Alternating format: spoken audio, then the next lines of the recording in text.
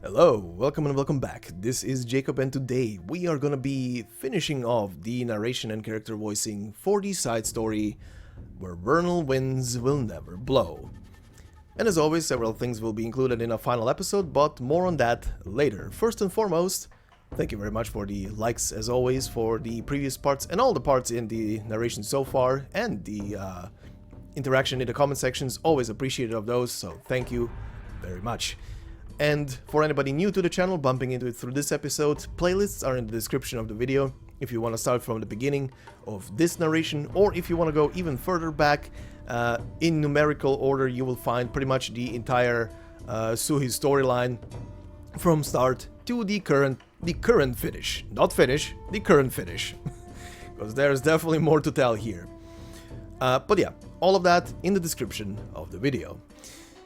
Alright, so let's do the quick recap of the previous part, and for those of you who wanna skip ahead, the timestamp is as always in the comment section below. Just hit it and you will be right at the stages, and in the very short, hopefully very short introduction when we get there. But let's begin properly, shall we?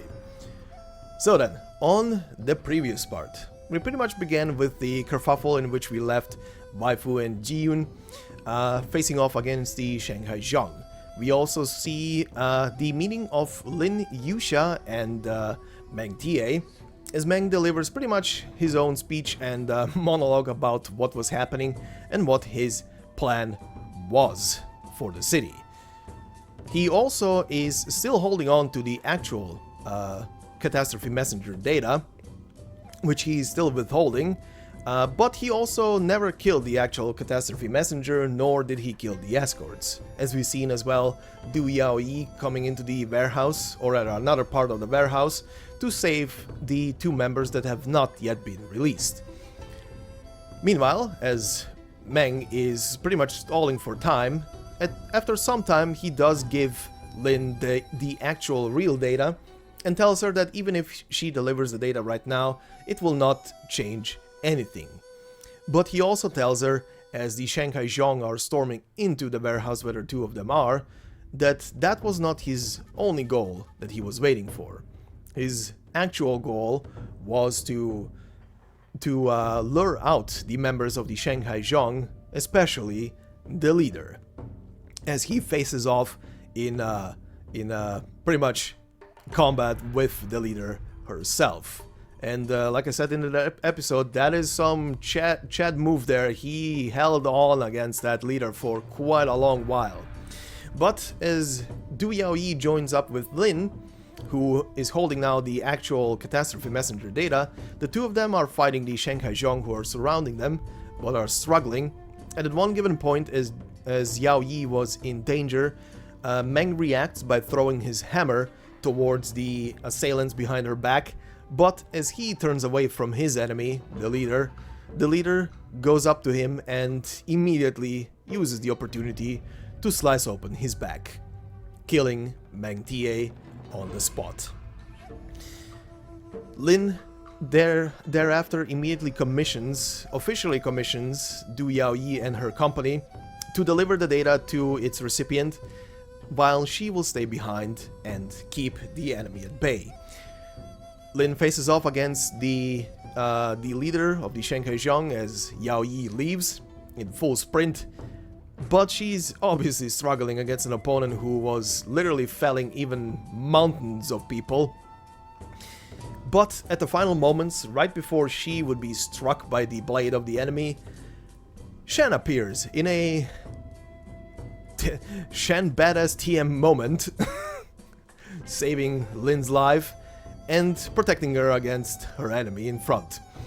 The two of them immediately proceed to argue, as they should. Anyway, Du Yaoyi is on the run, trying to deliver the data, while being pursued by the Shanhaizhong, injured on the way by an arrow as well. But as the members are closing in, Waifu suddenly appears to protect Yaoyi, and so does Chngyue.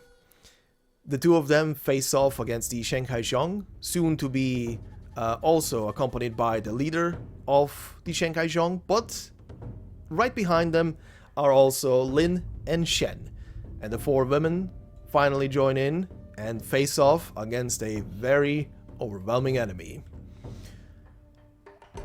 The battle goes on, but the four of them are struggling, Shen even exclaiming that Xiao cannot cut through her arts. And as they are all struggling and Waifu almost gets struck by the blade in one moment, someone tall and very broad appears in front of her.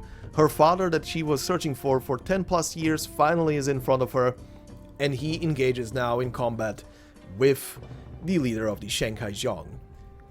And he actually beats the shit out of her. He actually beats the shit out of her, smacking her against the wall apparently. The leader after retreats, probably not because she didn't think she couldn't take Huey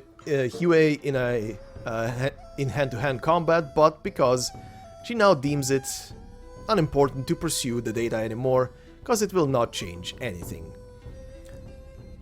And subsequently, Waifu and her father finally have a moment where they exchange a couple of blows and a couple of words at the end. Later, or rather at the same time, we see that Zuo Shanliao finally receives the data and after inspecting it, sees that there is two options essentially that are left for the city at this point. The safest option would be to split the city apart into multiple blocks and avoid the catastrophe, or option number 2 would be the face the storm option, which he essentially decides on because they are under a strict schedule, or rather they have a goal to reach the capital for something might be awakening very soon, and he decides on the city to face the storm head on. We later see the city being prepared, citizens evacuated from east to west of the city, the shields being brought up, including the Aegis, 4 Aegis shields that are being interlinked together to face the storm, casters being put on the walls to fend off the overflow, and so on and so forth. But the most important part at the end of that section was that we saw Chongyue finally, after 3 years of after the 3 years of waiting, finally facing off against Huey Tianpei in a hand-to-hand combat. And that's where we left off. So then, let us proceed. So, like I said yesterday, today we are gonna finish this with obviously stage 8, 9 and the epilogue scene after, but considering this is the final part, we shall be including the usual stuff, which means the battle stage will be part of today's episode, and because I skipped it all the way so far, we will also be including the flavor texts and the introductions not just to the boss for stage 9, but also pretty much all of the enemies that have been appearing through the stages so far, because I usually do that, but this time around it's gonna be here in the final episode. This episode will also be where we are gonna smack in the CG cutscene that is part of this event in the menu, but that CG cutscene will be included right after the battle stage, so it's gonna be enemy descriptions, battle stage, CG scene, and then the rest of the story essentially, just to give you guys a heads up how things are gonna be going. But anyway, with that out of the way, let's begin. Stage 8. Like I said last time, or read last time rather, Ancient mutters. Someone must make a stand for Yumen. So, let's begin with the after section.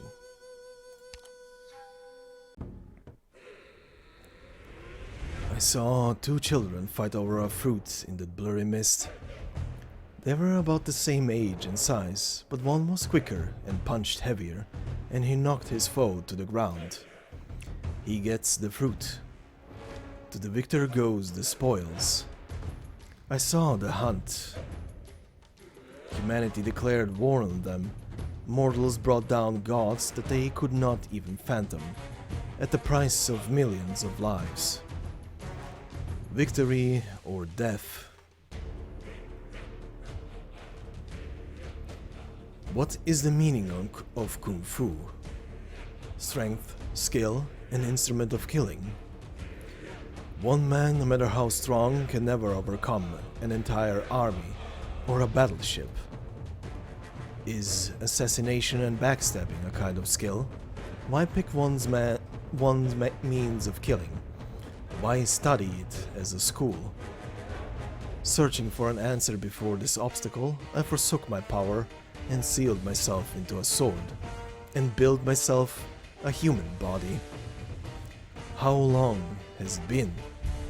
How long has it been since the last time I encountered an opponent against whom I could give my all?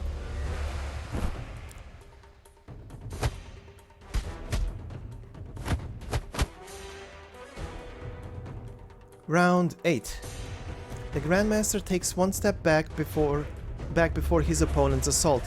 Huai Tianpei's fists are exhausted by the time they reach the Grandmaster's palm.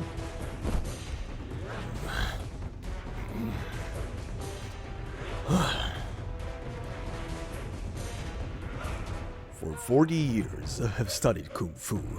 I have never seen a mountain I could not overcome, never known defeat.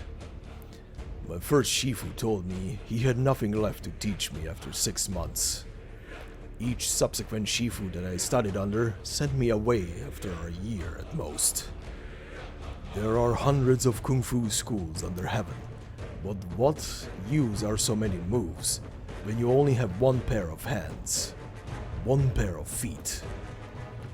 I will practice my own Kung Fu. Heavier, faster, more precise. But this man before me... Round 9. Huai Tianpei strikes at the Grandmaster's flank, cutting off his retreat. The Grandmaster stays still and strikes back with equal force, cutting off Huai Tianpei's attack. The outcome is already clear.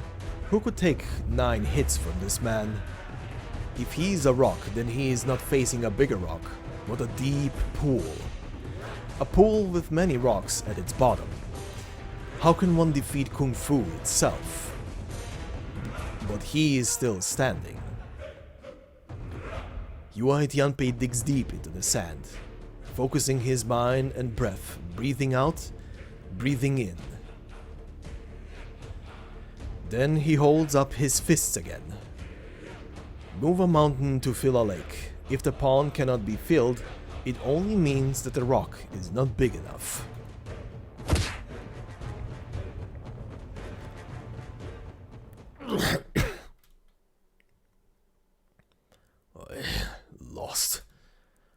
I lost?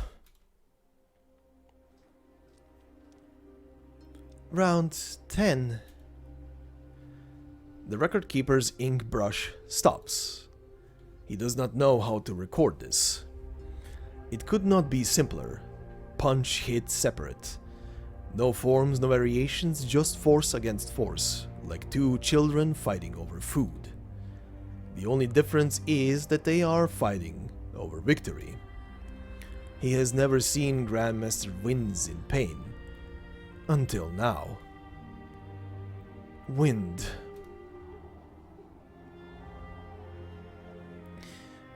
The Grandmaster has won.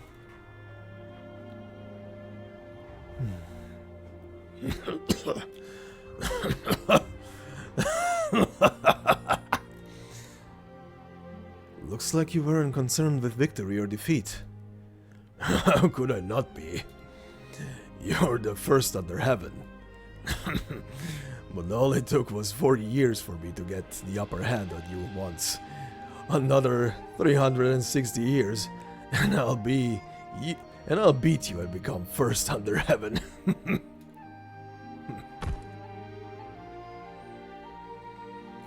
True, you would likely surpass me if you had another 300 years.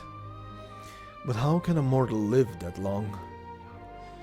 It's true that some people have lived 3 centuries using Originium arts to extend their lifespans. I doubt that would be possible for Mr. Huai, however. You're the first among men. No need to wait 300 years. Grandmaster? Mr. Huai has fainted.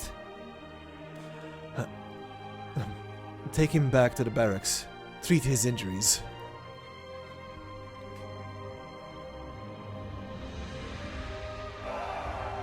The human sentries cheering on the walls. Bangs on sheets. Liang Shun, is that man your friend? Yes. Do you think he can be entrusted with the sword? In terms of skill and character, there is no other choice. Very well. What say you, Lord Exorcist?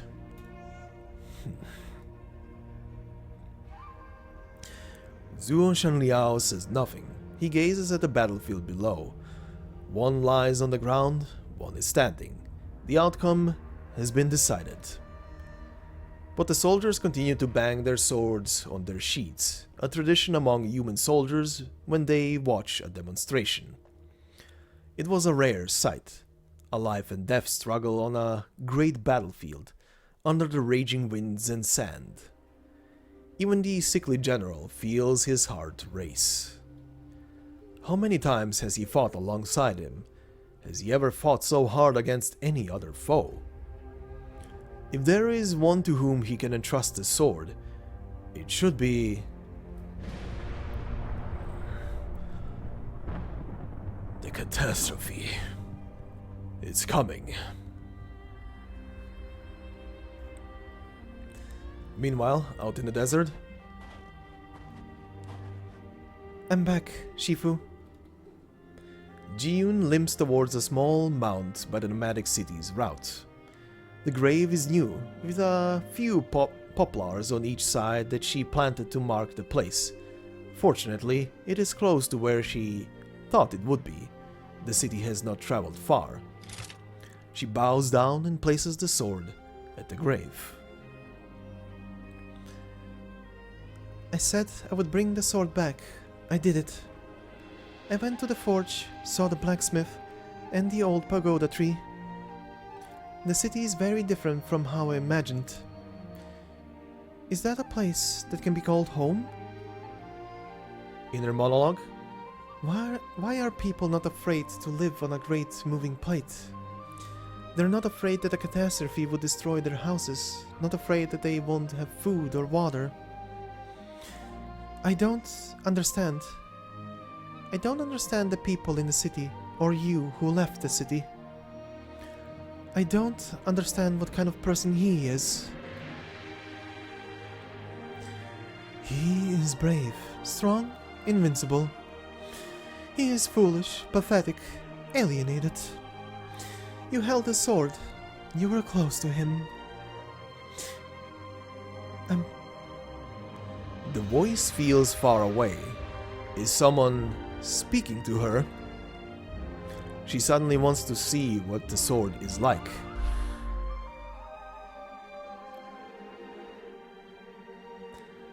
I'm leaving tomorrow. The borders have been peaceful lately. Things should be fine even if I'm away for a while. Such a hurry? Your condition and that of some of the others, they can't wait. Just because there's no doctor who can treat it doesn't mean there's no one in Yan. If there's no one in Yan, perhaps there's another in these vast lands. I have a brother who may be able to do it. Take care while I'm away. You're not a doctor. Why don't you ask what the patient wants? My days may be numbered, but I want to see other places with the ones I have left. All I've seen in my years at Yumen is sand as far as the eyes could see. I want to travel while I can still ride a burden beast. To see Shangshu's famous mountains, taste Jiangnen's famous freshwater chestnuts. With someone, hopefully. You're sick. You need to stay put. What do you know about being sick? You've never been sick or injured, have you? Not only that, we've known each other for so long, but I've never seen a crease appear on your face. We're not the same. I'll be leaving. Don't think too much. Get some rest.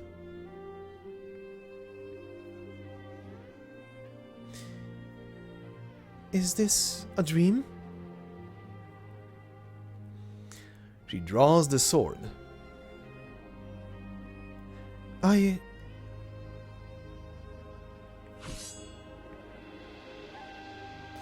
The ancient sword leaves its sheath. Its shape is somewhat unusual, but otherwise it is an ordinary sword, not even sharp. Through the blade she sees the clouds in the sky and the shadow of the sun. So this is how you separated yourself from it. So obvious it was hardly worth thinking about. You are the one who became most like men. The sliver of the ghost leaves quietly. He has found the answer.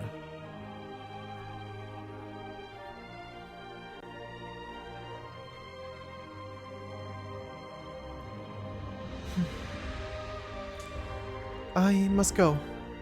I need to return the sword and ask him face to face. Back at the city. Why are you sleeping on the walls, Missling? A catastrophe is coming. Get down and get to the shelter. Leave this to us. What's the situation? The 4 guardians have been deployed, as have the sand filters and originium scrubbers. They are humans' first and firmest line of defense. Given the size of the cloud formation, however, the 4 guardians will not be able to completely shut the storm out.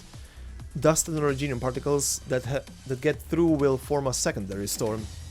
The scale would be equivalent to a small catastrophe.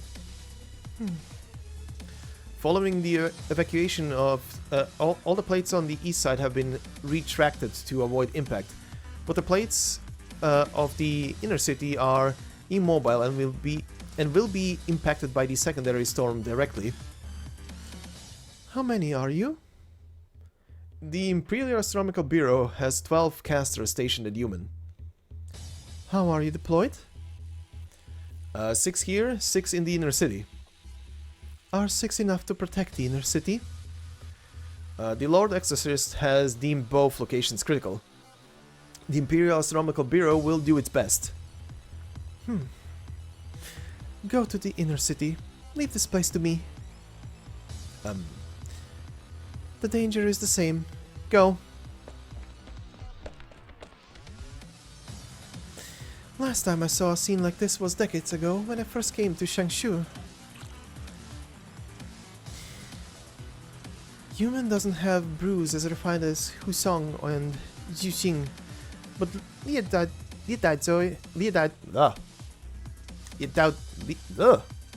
Holy shit, what is happening right now? But Liadazi is good stuff. Heavens, look at the scene you're treating me to. A toast to you, too, Heaven. There's no goblet for me to throw right now. A crack of thunder, so close it makes everyone's heart skip a beat. The dark clouds are above the city in an instant. Thick masses of air pull the sky down, while the darting arc lightning looks almost alive. Raindrops evaporate the moment they form. The air is so dry that the slightest contact could set something on fire. Yumen serves as the flint. A single sight as far as the eye could see. How overwhelming, how terrible, how magnificent. Come. The lantern lights.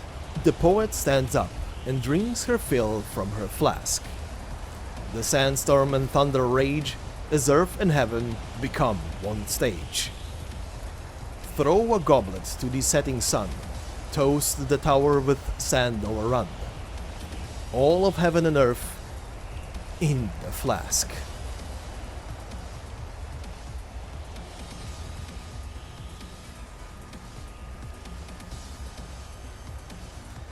Increasing output. Keep it up. The dam must run at maximum power.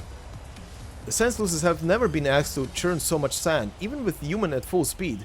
If the city is stationary right now, running the sluice dams at full power without the normal offloads would result in very high wear. No time to think about that. If all the sand and originium dust that the wind Aegis block piles up in front, it's going to swallow Yumen's foundation, jamming the whole city. Maybe you should worry about yourself right now. What the...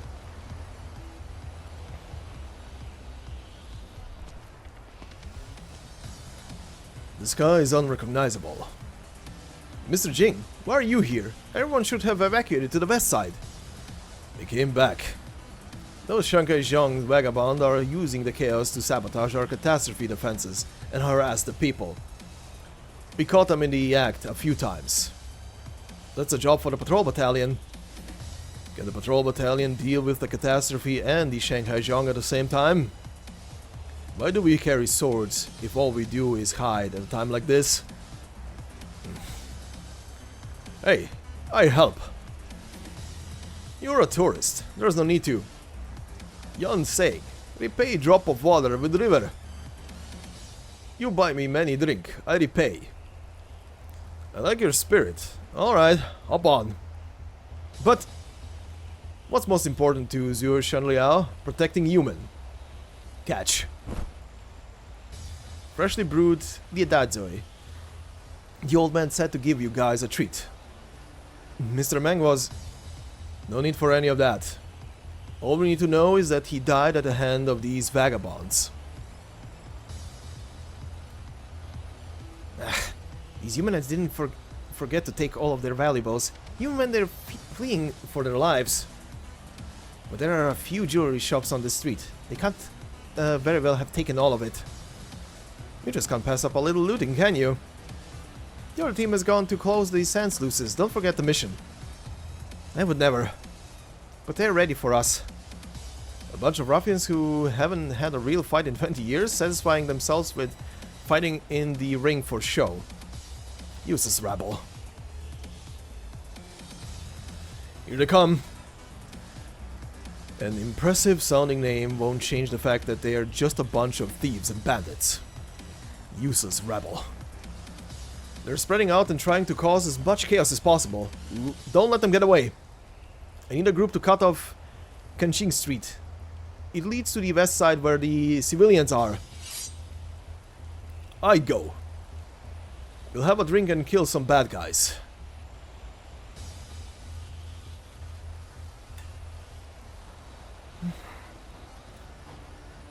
Why does the trip back feel so far? The wind and sand are getting... Found you. Good thing your footprints weren't completely wiped away. You weren't lying about planning to come back to Yumen. Why are you here? To get the sword back. And to make sure you're safe. Why are you hurt as well? No time to talk about that. We need to get back to the city. You were lucky to survive the jump down the sand sluice. Your injuries will take a long time to heal though. Here, hold on to me. What is it? I must be seeing things. There couldn't be anyone else out here at a time like this. Let's go.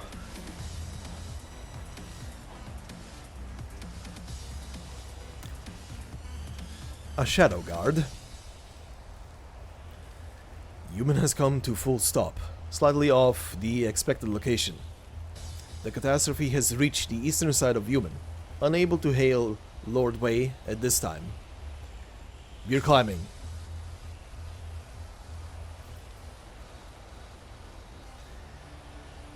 Though the path may sever, let not thy spirit falter. Spring chill presses armor, autumn frost dapples Yumen's barrier. That long dream laments here and now.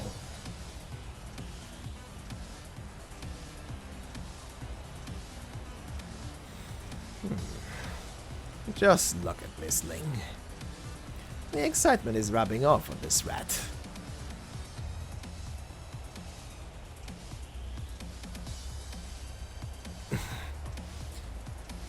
They want to close the sand sluices.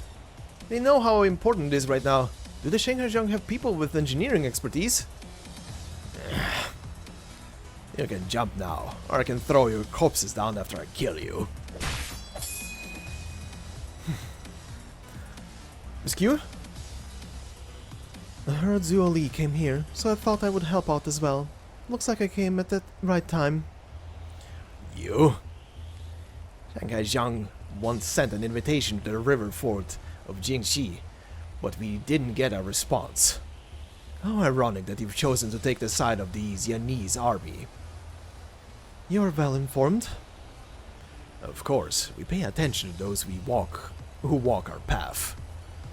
Cut the crap. Have you forgotten that you came to Yumen for revenge? Good question. Unfortunately, I've already found the answer. She raises her sword again. This time, there is no need for her to pull back.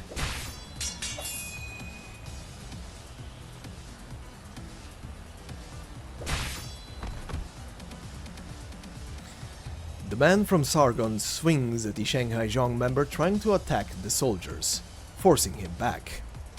His Xianese is mediocre, but his attack is clean, powerful, pragmatic.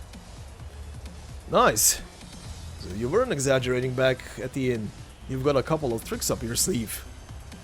No couple of trick, only one trick. Grandmaster taught me when he came to Sargon, but only one move. They're still not backing off, even after losing so many. Are they not afraid to die? What happened?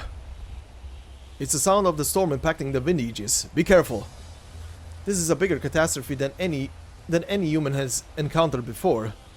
I don't even want to think about the Imperial Astronomical Bureaucrats who are taking the full brunt of it. The catastrophe is raging. They have their hands full dealing with it. Don't waste time here. Take these ones out and retreat to the evacuation shelters on the west side. Gotcha. Where do you think you're going? We knew you were coming this way. Round them up. Leave the catastrophe to the Imperial Astronomical Bureaucrats. These vagabonds are ours.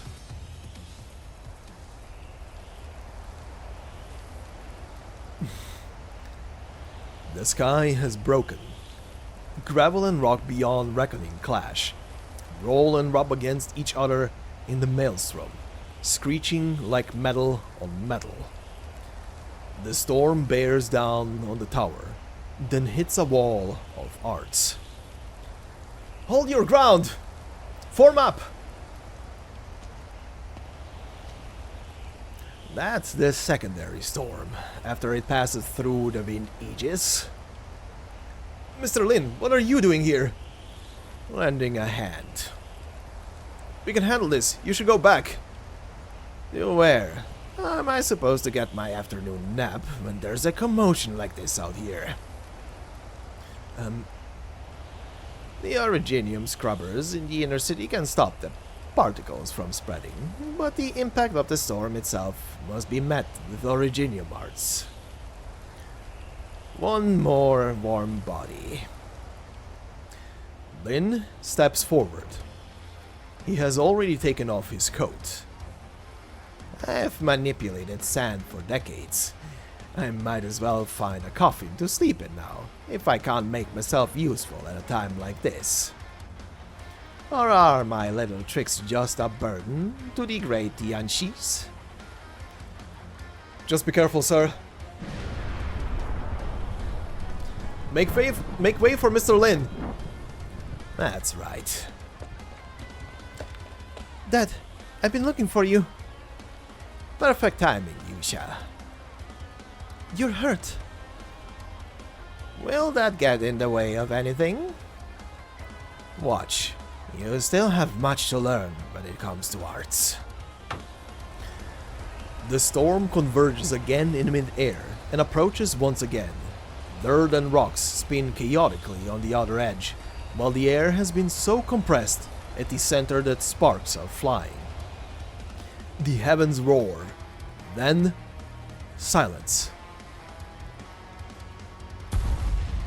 A wall of sand rises, filling every gap in the wall of arts, pushing it slowly back steadily forward. 1 meter, 3 meters, 10 meters. Lin stands at the center of the casters, a great tree that budges for no storm.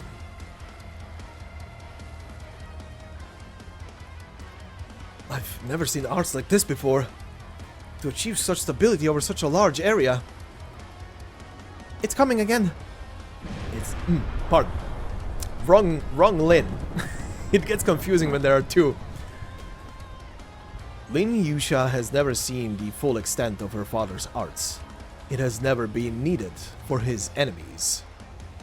The shadow of Lungmen leads a regular life, taking walks through the streets, enjoying a bowl of finbo soup, visiting people, living and dead. Most of the time he is smiling, nonchalant. There are few things that make him bare his fangs. He looks much smaller without a coat. Yusha can see his arms begin to tremble, like thin branches that could be broken by a stiff wind at any time. Help Mr. Lin down! He has taken the brunt of 4 waves of Originium storms. He can take no more.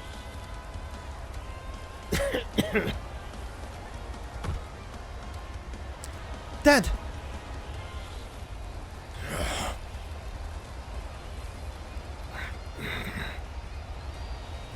I just hope this will be resolved quickly without delaying your trip to Victoria. Pardon. I just hope this will be resolved quickly without delaying your trip to Victoria. It's not your own choice if you haven't seen another path. These are the kind of things Dad would always say. Lin Yusha did not want her father to set her path. Perhaps she has not made the decision yet. But Dad is already old. He was not joking when he talked about retiring. When the old fall, it is time for the young to take their place. The logic is illogical, yet immovable.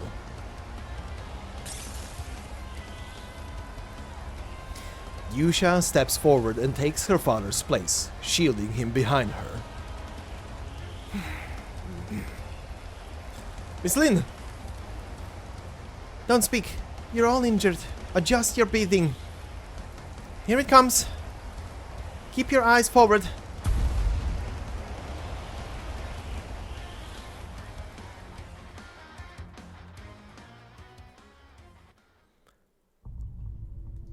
Amazing. Anyway, also yeah, sorry about the last part there at the end. It's... if I don't pay close attention like I didn't do there, it's Lin and Lin Yusha. It's confusing. Anyway, continuing on to stage number 9. Hibernate. Old wounds fester in suspicion and anger. Infinite seasons, finite lifespans. And it has returned home.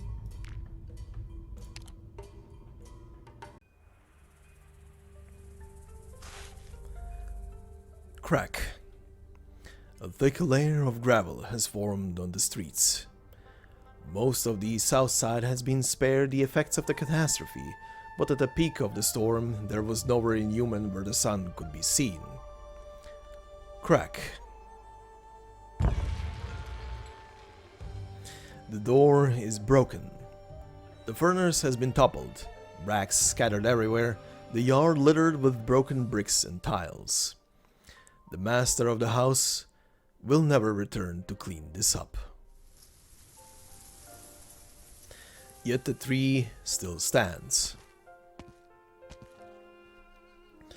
Grandmaster, thank you for coming here to the Sword Forge. The sword has been found, but she insists on returning it to you personally. I need to talk to you. Go ahead.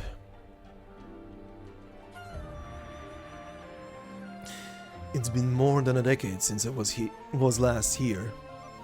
It's like coming home, even though we're in the same city. About Mr. Meng, there's no need to say anything. He knew it was wrong to put the whole city in danger. I reckon he had planned to atone for it from the beginning. Still, my ill-considered actions have alienated the Chongyue heroes of Yumen. I will speak to my father and accept any discipline once this crisis has passed. And I will indemnify any losses suffered by the Sword Forge, as well as the costs of any repairs. Just a very quick, indemnify, compensate. Lord Exorcist is fair and just. He will give them a proper answer. However, the events that transpired were sudden, and some misunderstanding is understandable. As for whether you lost your calm and stepped out of bounds, I will let you be your own judge. I did what had to be done. My conscience is clear. I'm sure you understand that the Shanhaizhong are even more dangerous to Yan than the Feranmuts. The Feranmuts may be powerful, but we won the hunt 1,000 years ago. Yan is even stronger now. There is nothing to fear. True, times have changed. What is truly frightening is the shadow that had been cast on people's hearts since time primordial. Heaven and earth, the moon and the stars, wind and rain, the changing of the seasons. It is unfathomable, beyond our reckoning. The Feranmuts were the same to the people of the time. Ignorance breeds fear, which becomes twisted into religion. To those madmen, we are the ones who are the outsiders. We are the traitors. Religion is simply another kind of obsession. The Shanhaizhong activities never waned, even after the Feranmuts faded from the public eye. In the past centuries, they had absorbed bandits, pirates, robbers, and other sorts of villains. They used the Feranmuts as a shadow to conceal their activities. Sui regulator records indicate that the Shanhaizhong have done unmeasurable harm in the name of the Feranmuts. The scale of their deeds is so widespread that complete elimination is impossible, and the villainous of their acts horrifying. They have started to reach out to the proxies of your kin. They were thankfully foiled by the timely intervention of the Sui regulator. I doubt my sibling want anything to do with such discipline. However, the Sui's true form stirs from slumber. Yumen returns to its motherland, and the Shanhaizhong have infiltrated the city. It is a complex web, too complex to be a coincidence. Do you mean... All under heaven is the offender's go board. The Shanhaizhong may simply be a piece in this game. That's a serious accusation. Is it the Sui regulator's official stance? Or perhaps the Shanhaizhong have already made contact with the Sui. Therefore, the Sui regulators see this as the greatest Feranmut threat that Yan has faced in its history. Yes, tracking the sword, dealing with the criminals, hunting the Shanhaizhong, you are the youngest candleholder of the Sui regulator and son of the Lord Exorcist of Yumen. In this matter, your burden has no equal. Yes, in a world of chaos, decisions of life and death must be swift and forceful as thunder. Err on the side of going to war. Better to be harsh than too lenient. That is what you think. Yes. There is a young Zuo Shanliao in you. However, you seem to have forgotten Zuo Shanliao's last instructions when he ordered you to do 3 things in 3 days. Keep this secret and do not disturb the people. What was the ultimate goal of the Imperial Court when the Sui regulator was established to deal with Feranmut matters? Why has Yumen returned to the motherland, its survival at stake? It's for the people in this city right now. The people whom you brought back to the camp. For all the people. Never forget what all you do is for. Maybe you were right in this instance. But a position of authority and holding the power to make decisions also means holding the power to kill or harm. Some mistakes can never be undone. Though it shouldn't have been me to tell you all this. Thank you for your guidance, Grandmaster. The catastrophe rages on. Go and help.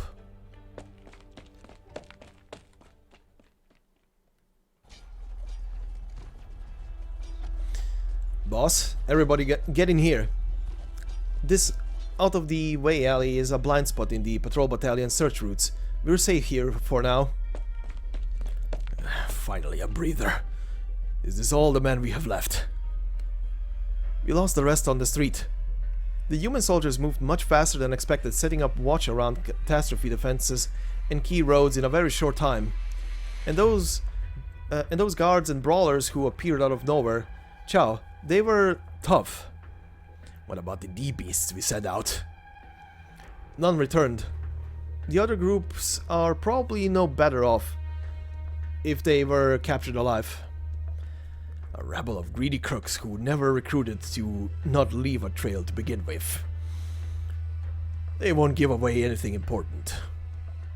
We've done what we came for. Let's go while we still have the catastrophe before Yumen can cut off our escape. By the way, where's the master? Where is she at this crucial time? Jeez.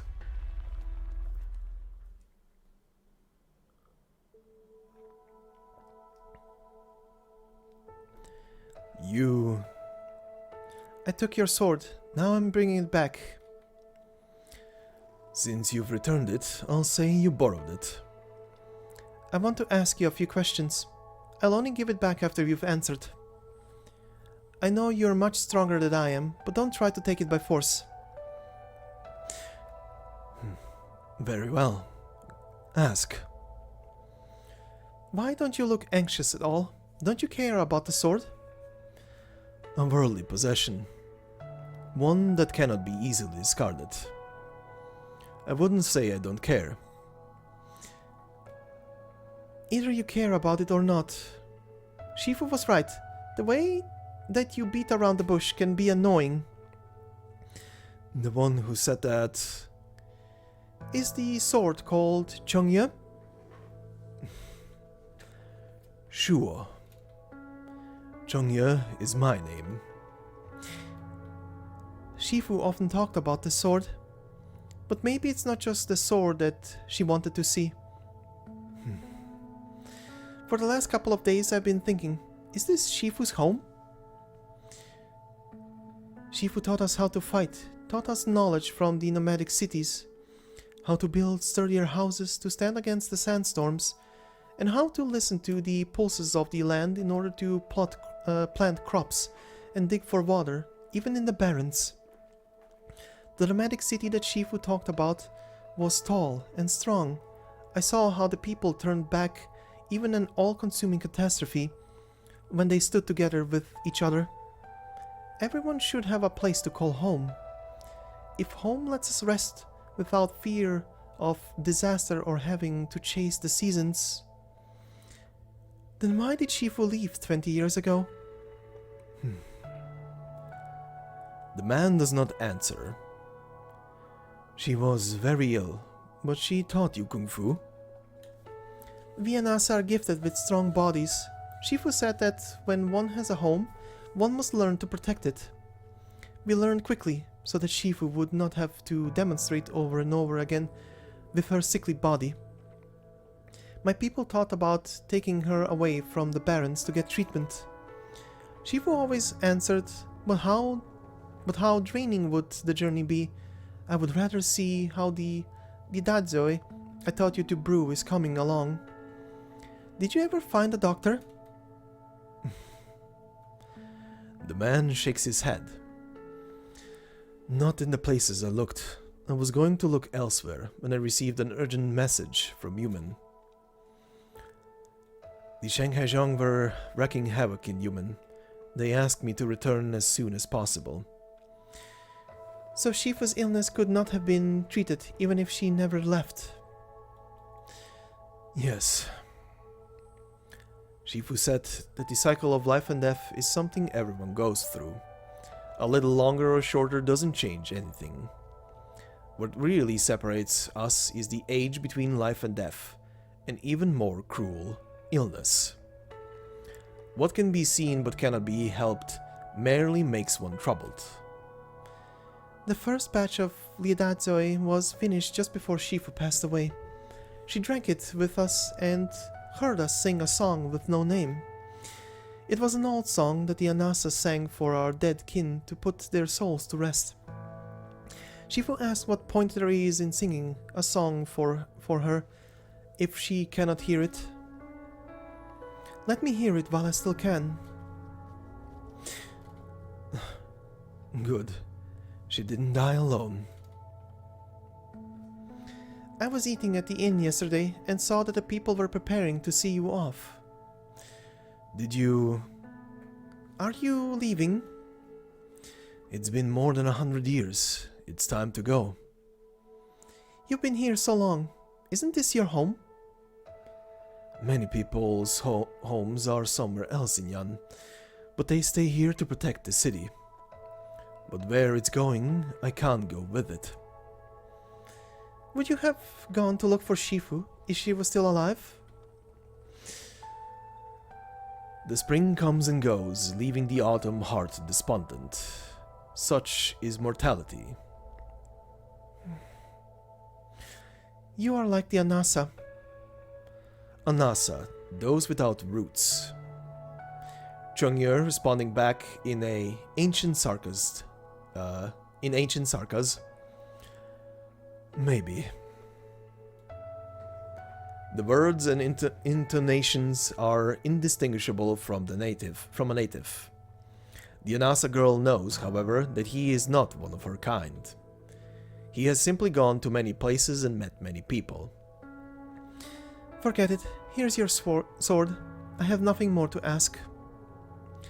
The man never answered any of the questions. He neither answered nor dodged them.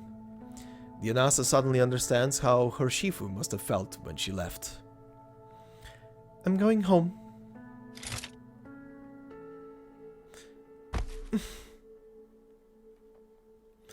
The Anasa girl falls to the ground. She has passed out from sheer exhaustion. Her injuries... She pulled the sword. The ancient sword leaves its sheath.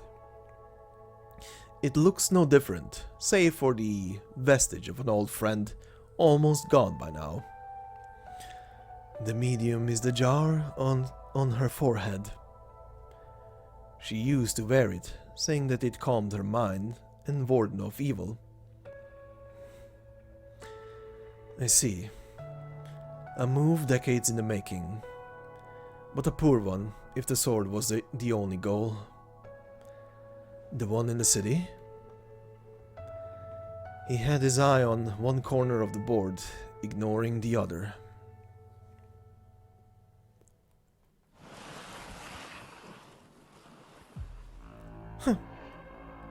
So this is what it is. This is how you have fallen. How amusing.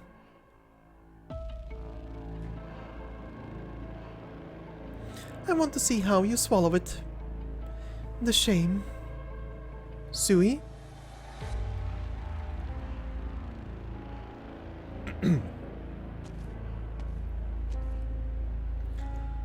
First the Lord Exorcist's tent, now the central room of Yumen's inner city. Have you never been taught that it is rude to come uninvited?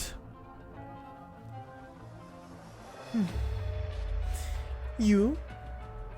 You got your sword back. Just now. Looks like he has discovered your secret. So you have met my brother. You separate that part that belonged to it and sealed it away, while he wants to take its place. The attitude with which the two of you treat it, what you are doing is bold and interesting, but ultimately foolish and pointless. Perhaps no more than what you are doing right now. You're not here for the catastrophe, for the city, or for what I hold in my hands right now. You made all this mess just to ask for directions. You wanted to know where the Sui is. How dare you compare those things to it? You are slow on the uptake. It slipped my mind as to who would be so interested in it, other than the Imperial Court or my siblings. You have forgotten what you used to be. Only a Feranmut would seek out another. Long time. No see. An utterance with a million connotations behind it. Poignant lament, cold sarcasm, or seething anger. 1,000 emotions exploded at once, then dissipated. They dig wounds in the depths of memories immemorial. In time beyond reckoning, it and it, they, engaged in dialogue, form afar as such. I came back to this land to settle our debts. But what right does a fragment sealed in a trinket have to engage in dialogue with me? I want to see you as who you truly are.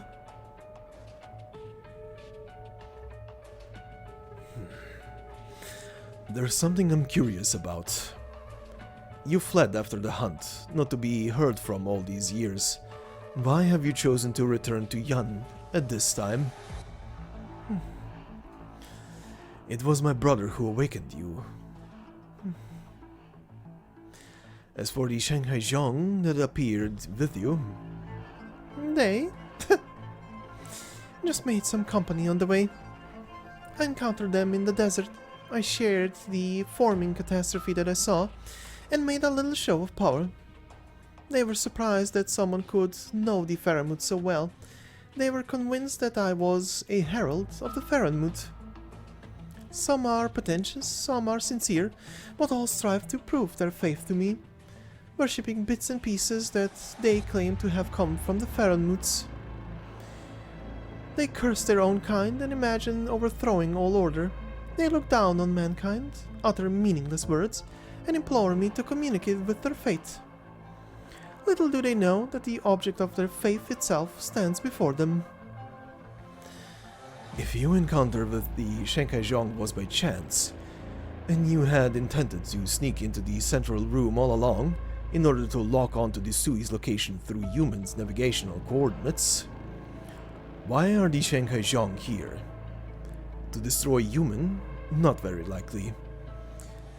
Until they met you, they didn't know there would be a timely catastrophe in Yumen's path. I'm not interested in mankind's petty machinations. I just need some hands to cause chaos. In human terms, you manipulated your followers. And? To become infected with hysteria and start thinking about one's own existence, even denying it. Only slightly more amusing than those who remain foolish from their first moments to their last. That is to say, not very amusing. What would they think if they knew their god thought so little of them? Since when have we needed the faith of such puny beings? Except for fools like the Sui.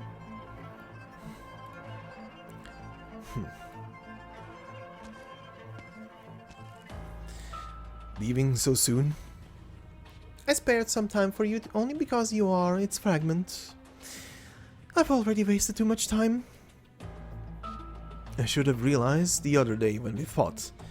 The scent of flowers and the sight of spring were too real to be achieved by our Jinyumarts. Sui regulator records speak of beasts by the name of Sui regulator records speak of a beast by the name of Ya, who cuts away the seasons and holds them to its bosom. You have its memories, yet you dare call me it in the human way? Ya? What a disciple name, just like Sui. cuts away the seasons. Humans measure time in such silly ways.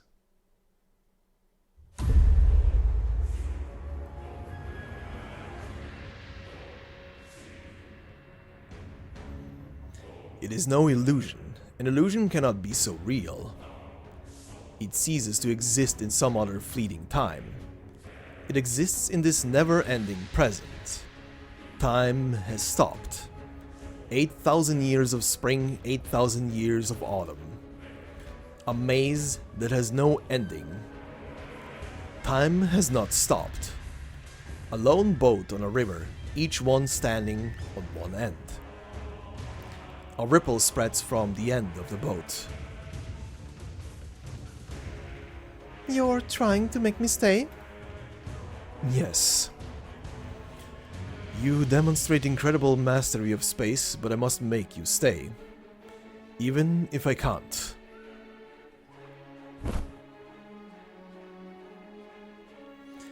I would have left Yumen by now if things had gone according to plan. For you, neither Catastrophe nor Yumen can compare in importance to the Sui. For me, however, there is nothing that I care less about than the Sui. For you, all that is happening outside is a fleeting cloud. For me, it is the damaged walls, broken houses, suffering soldiers and civilians. And one old friend who died with regret. The catastrophe has not passed. They do not even know that you exist. Someone must make a stand for Yumen. I guess there's no one but me to do it.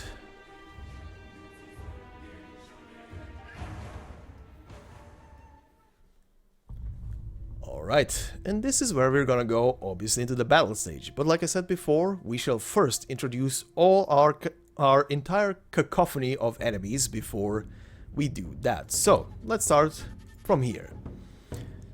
The Beast, one of Ya's off-handed creations. With a body the color of the golden sands and extremely keen hearing, it stalks the streets like a shadow, collecting and relaying information. The Shanhaizhong Relayer, a Shanhaizhong member responsible for relaying tactical orders. With their use of ciphers, they're more like trained professionals than a disorganized band of rogues. The Shanhaizhong Ringleader, a Shanhaizhong leader hidden in their ranks, elusive and unflinchingly cruel. Are these acts of faith delusional or simply selfish? The Shanhaizhong Seer, Shanhaizhong members who can cast strange arts. They superstitiously believe in those huge beings, shouting, "The mountains cease, and all in between shall be our masters," while displaying a fraction of that divine power. The Shanhaizhong Skirmisher, an ordinary Shanhaizhong member with a complex past. Their ridiculous slogan of "The mountain cease, and all in between shall be our masters" has spurred a large group of bandits to make trouble all over Yan. The Shanhaizhong Desperado, a Shanhaizhong member tasked with defense. The Shanhaizhong have recruited many desperados, using their burly physiques and heavy shields to provide shelter for their comrades. Also, for some reason, they have a very cute smile. Look at that smile! Anyway. Wallbreaker, a siege cannon engineered by the Ministry of Engineering, hijacked by the Shanhaizhong when they infiltrated Yumen. Yumen rampages over the sea of sand, advancing unhindered, shattering stone and resolve alike. And here we have one more addition, the Sandwalker. A transport vehicle engineered by the Military of Engineering, hijacked by the Shanhaizhong when they infiltrated Yumen, can carry up to 4 soldiers smoothly over desert terrain. And then finally, on our battle stage, we have a selection of a couple of enemies, and then we have Ya, the Executor of the Feranmut. Ya, according to the Sui regulators' ancient scrolls, one of the Feranmuts hunted by Yan 1,000 years ago, with the mystical ability to cut away the seasons and hold them at its bosom. Its wounds still refuse to close, and it laps at them in fury and bewilderment. It returns once more to familiar Yan soil. And then, oh my god, this is so much text. Anyway, we shall now proceed into the battle stage, and we will make Ya explode. As usual, I will not be talking over the stage, I will just let it run. And as a reminder, right when the stage finishes, we will go straight into the CG cutscene. And also, as per usual, I will let the stage run at double speed, slow it down to 1x speed when the boss appears, and then when the boss is poofed away, we shall proceed with the regular tempo. Anyway, enjoy.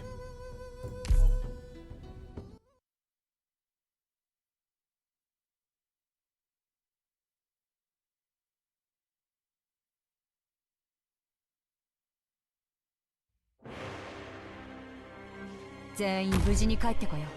盾を構える。私の前に飛び出さないように。黙っている。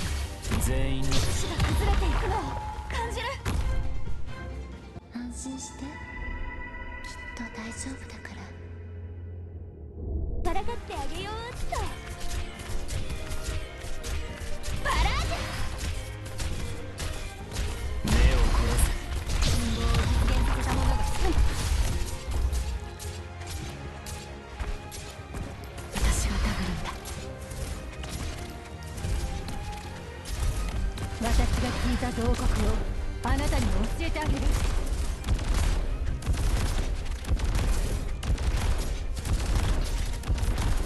行くぞ。怖がらない同胞たち、すぐに着くから。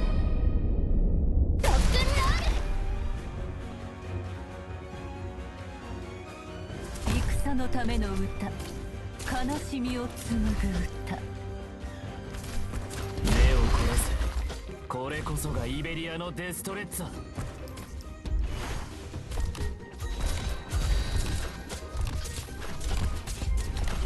切りつく。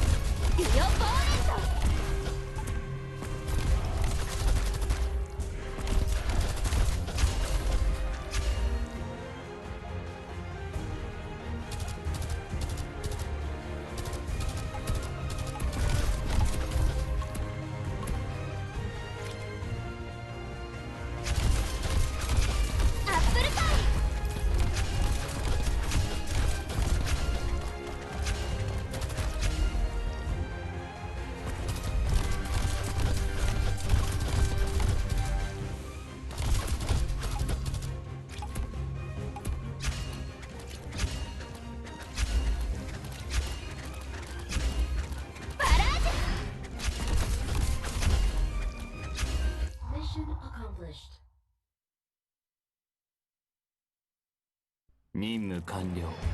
正確かつ効率のいい式だったな、ドクター。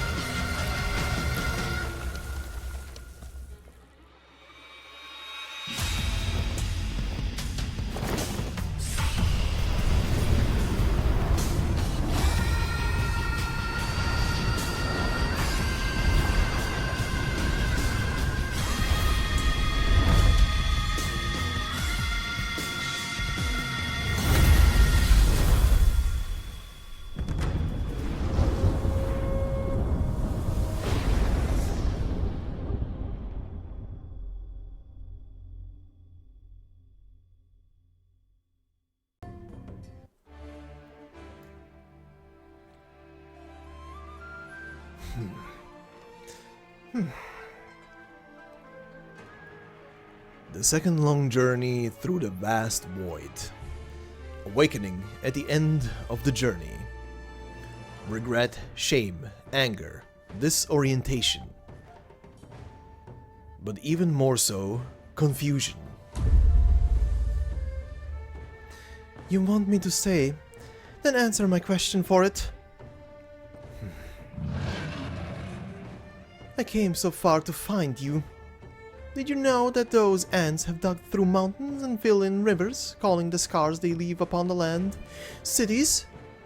Is this frail and sick land still the cosmos that we had once lived and frolicked in?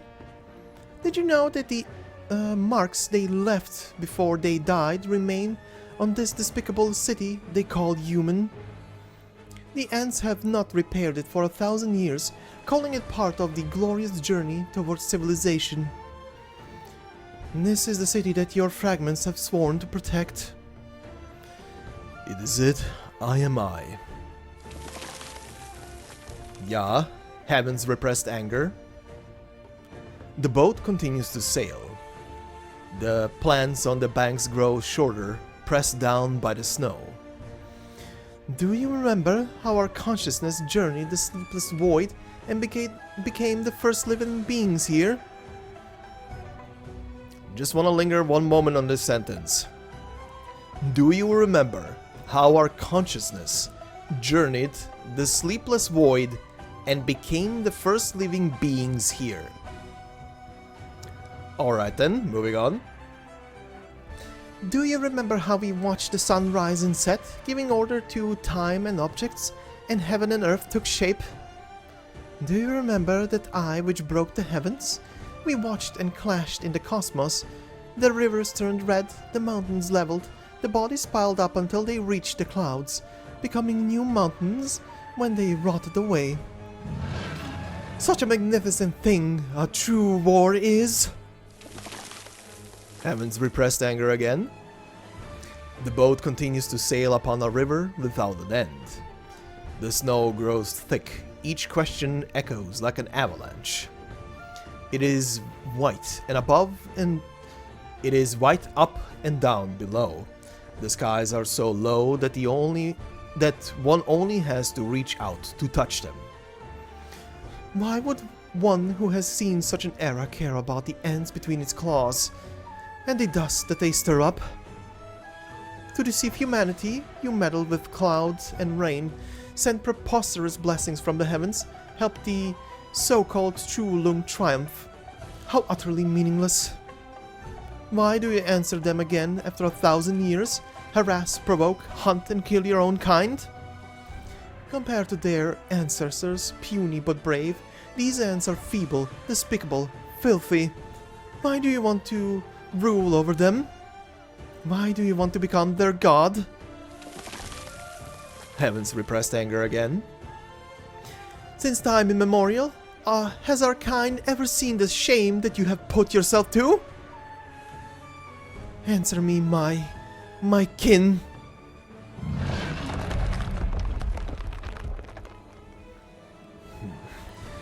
You're angry. In all this millennia of slumber, it has ever been like you are now. Swallowing the shame, chewing up betrayal, seeking answers. This is why fragments like us were born. But we are not it. I cannot answer your question. I cannot understand your fury, just as you cannot understand mine. Fury? You will stand for humanity? Here? Draw the sword, and maybe you can. I'm thinking how much you treasure this dimension.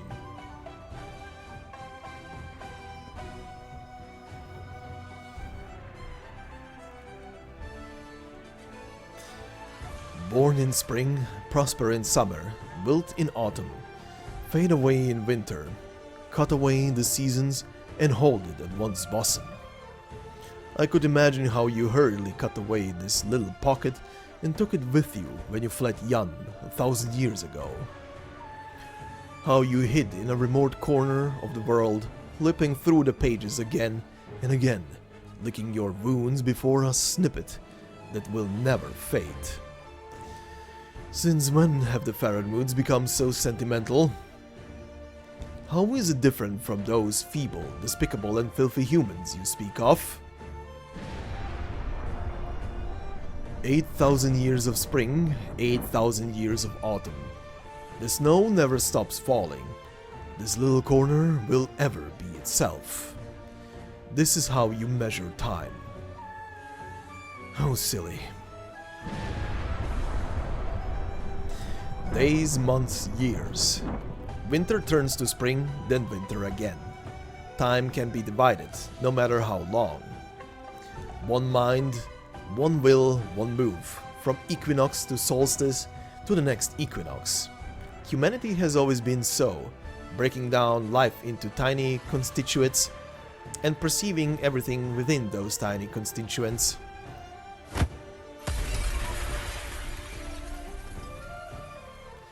The boat stops.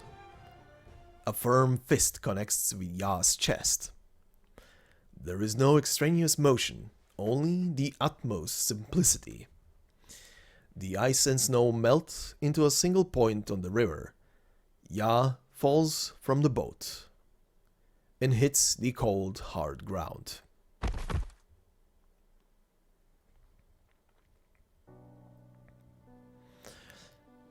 This is what you learned after you forsook its power? You are not it. The man does not speak. He watches the human before him in its last throes. All the living things of the world do not look so different on the brink of death. Why haven't you killed me? No point. You can reshape your proxy's body and will. Leave, Yumen. We'll meet again.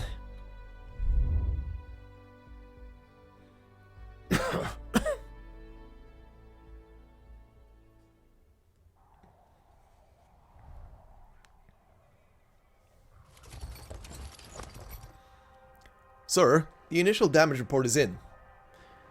Casualties? All civilians on the east side were safely evacuated to the west side. Half of the Imperial Astronomical Bureau casters deployed at the inner city to deal with the secondary storm were injured. Also on scene were Mr. Lin and Lungmen and his daughter Enway Lin.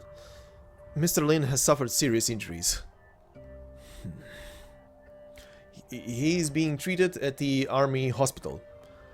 All of Yumen owes Mr. Lin a great debt. Spare neither money nor manpower. Yes, sir. Damage to the buildings. The west side was unaffected. A number of buildings were damaged by the storm in the east and north sides. The east side took the brunt of the storm. 2 of the 4 guardians were damaged beyond economical repair and have been detached by the Tianqi. Part of the foundation wall has been severely warped. Emergency repairs are in progress. About 60% of all city defenses have been damaged. The Tianqi's assessment. Initial estimates are that it will take at least 2 months before Yumen can move again, even with full effort devoted to the repairs. 2 months. Slightly better than pre-catastrophe estimates. Here are my orders. The entire army will remain alert for potential afterstorms. Continue to assess damage and treat the injured. Erect emergency shelters to house the evacuated population. Yes, sir. And the Shanhaizhong? They attempted to cause chaos by attacking city defenses and harassing the people. Most have been brought to justice by the patrol battalion's prompt intervention, assisted by civilian volunteers. Only a few managed to escape through gaps in the damaged walls. I see. However, we have not found the Shanhaizhong leader responsible for the assassination attempt at the barracks. Search efforts are underway. She did not show herself. Strange, given her ability. What of the Grandmaster? The Grandmaster visited the Sword Forge. He has not been seen since.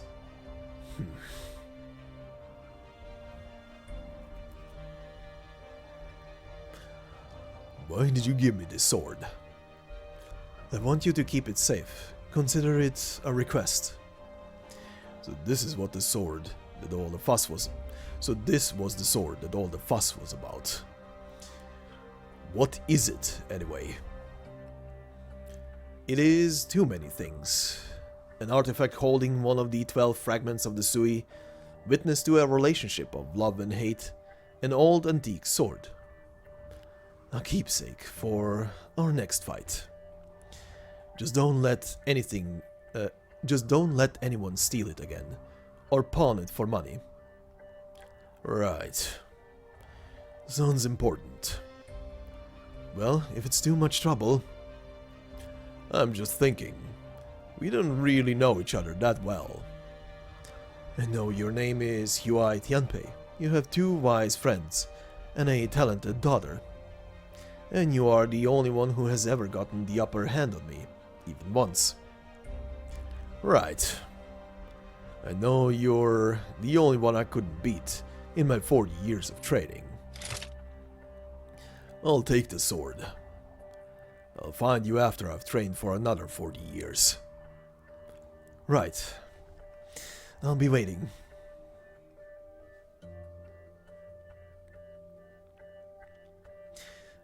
Excuse me, doctor. How much does the man who worked at your clinic owe you? I'll pay it. He worked off ages ago.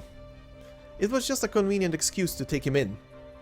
Better for him to be in here mending people's bones than out there breaking them. Thank you for everything. Are you his daughter? Yes.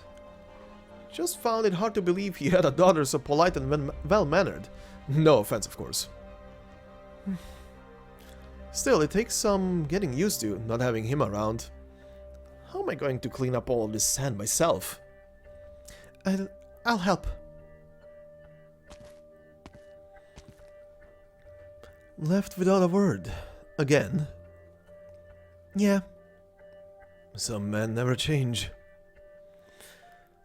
I'm not so anxious to find him this time around, though. Looks like you've made your own plans. I have my job at the agency and school. And Kung Fu, of course. He'll get more than just a kick in the chin the next time I see him.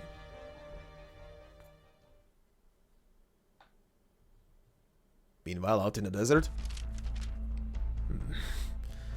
Orders from above. We have our next mission. We'll go once we've rested and recovered. Too bad Yumen survived the catastrophe while we took heavy casualties. Ugh. The letter burns in the masked man's hand, quickly turning to ash, making a tiny corner of gold even more conspicuous. Paint from a special seal that only top Imperial Mandarins may use. Only 5 people have access to it.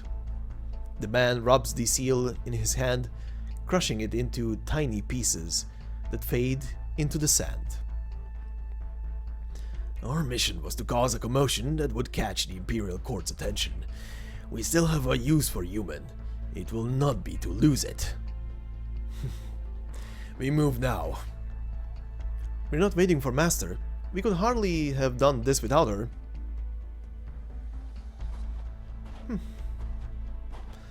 It's the D-Beast. Master is back.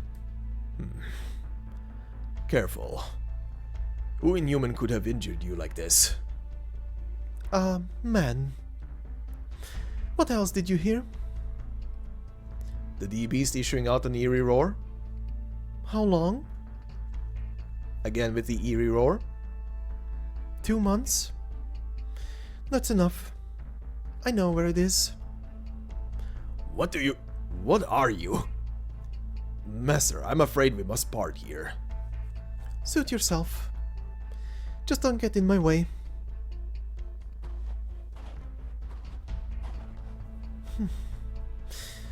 There is always an end to the path, no matter how long. I have felt it since my awakening, growing ever clearer. What they call mortality. The wounds from that hunt will never fully heal. I hope you have awakened. I have little time left. I have few kin left. Let us settle this.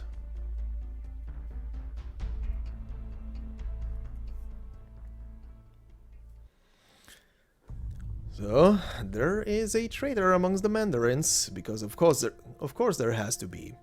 But let's finish this off with the final cutscene. Keep the ploy. As boring as the chess match is, a winner must be determined.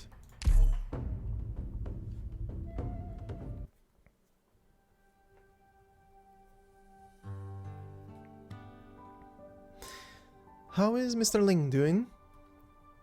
The doctor says he'll be fine.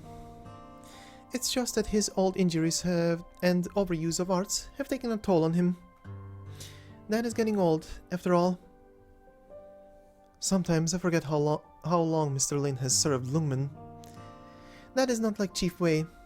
As the symbol of Lungmen, Chief Wei always stays in the public eye. But Lungmen doesn't exactly want everyone remembering that there is a Rat King of downtown. I heard Wei and Wu dragged you into this. It became my business when I chose to accept it of my own accord. And it all turned out fine, thanks to a certain someone. This incident also helped me answer a couple of questions. Are you going to Victoria? We could travel together. No, my plans have changed. I'm going back to Lungmen. What do you mean by going back to Lungmen? I'm staying. Throwing off your burden sounds nice, but whatever you throw off, somebody else has to pick up. Whether one leaves or stays is up to oneself, but someone has to take care of Lungmen. I said that for me, but feel free to take it as a criticism if you want. Glad to see you still have the strength to joke. The daughter of the Rat King doesn't have to be the Rat King, but it doesn't mean she can't be. She could be a different sort of Rat King. This time, I made my own choice. There are slums in Lungmen, but there shouldn't be. It's a job that someone has to do, no matter how many years go by. The times are changing, but no one should be left behind. I believe that when it's you saying it. By the way, what is it? You turned to Hammond Hall? Have you seen Wei and Wu these past few days?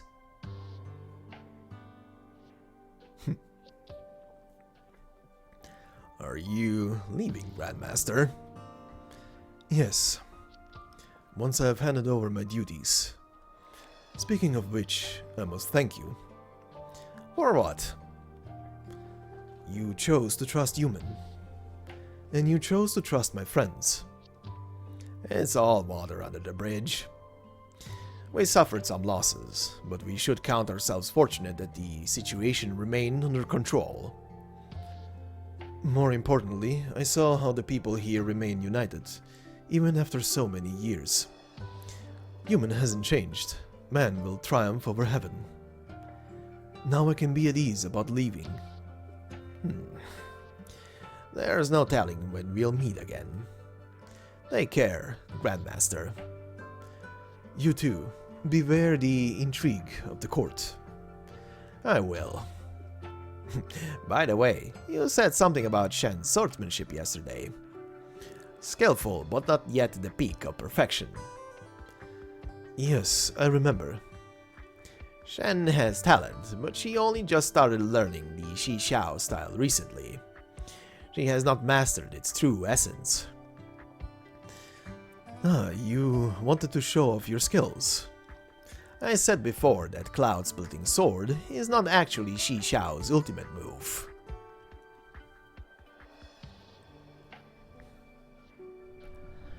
His fingers are his sword. A light breeze begins blowing out of nowhere, creating tiny ripples in the teacup. The ultimate move of Xixiao, Heaven's Eye. The form? The Eye of Heaven sees all and nothing. The concept? Only when the clouds are parted is heaven's wrathful eye revealed.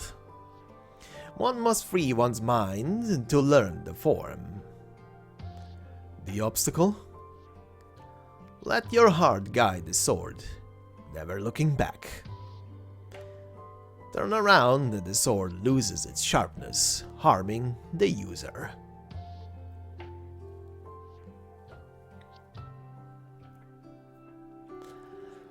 Farewell.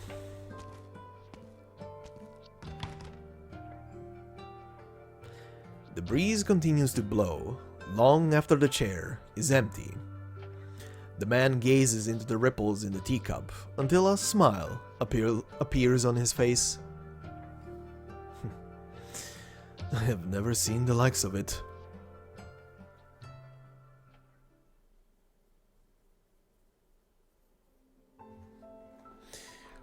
Come in. Grand Tutor, you understand that entering Yumen without permission is enough to carry the suspicion of treason on its own? Yes. Lord Wei was attacked and trapped in Yumen, while Yumen travels towards the capital. We were concerned for Lord Wei's safety. The urgency of the situation did not allow for deliberation. We have nothing but our lives to repay Lord Wei's kindness. Did Wei and Wu tell you to look for him in Yumen if he did not return in 3 days? That is so. I can tell you now that both the assassination attempt on Wei and Wu and the crisis at Yumen were accidents. There is no need to worry. I understand. But where were you when the catastrophe happened? We operated in secret, eliminating insurgents stealthily. At least you did one thing you were supposed to. You may go. We are not subject to the Grand Tutor's punishment. As far as the Imperial Guard is concerned, all of you are already dead. I never saw you today. Yes, Grand Tutor. You knew. From the beginning. And you never had any intention of hiding it from me. Do you not reproach me for overstepping my boundaries? The situation remained under control thanks to the young envoy that you brought from Yumen. The Grand Commandment will soon learn of this incident. Soon is not the word I would use. This is why I came to Yumen. There is no consensus on how we should deal with the bestial Sui, whether we should prepare for war or reconciliation. It is hard to see the forest when one is amongst the trees. The minds of some of the parties concerned may no longer be on finding the right answer. You wanted to help the Lord Exorcist eliminate the insurgents out of a sense of duty to Yan. As long as you don't lose sight of it, you won't need me to tell you what to do. I will remember your teachings. You have always been a good student. I remember when I taught you and your brother. You were always the quicker learner.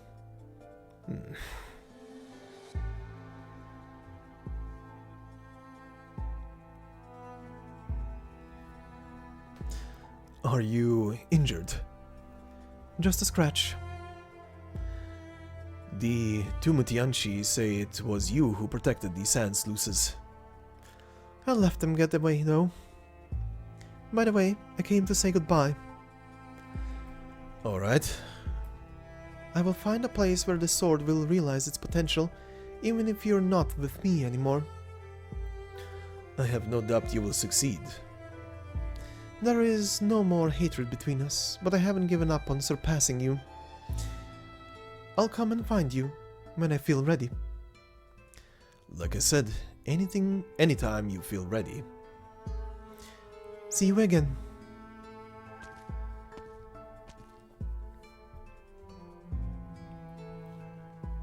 No regrets. What regrets? Who will she seek if one day it wakes from its dream and you and I return to the void? She managed to let go of her obsession with vengeance at her age. She will let another one go when I'm gone and forgotten from her mind. Then the sky is the limit for her on the path of Kung Fu. Well, you are the Grand Master. You're the authority on Kung Fu. Speaking of which, I think you just gave birth to a new legend when you single-handedly turned away the catastrophe on the walls. I was drunk. I have no memory of those events. When you sober up, raise another flask. Where will you be going? Vernian and Duskwent.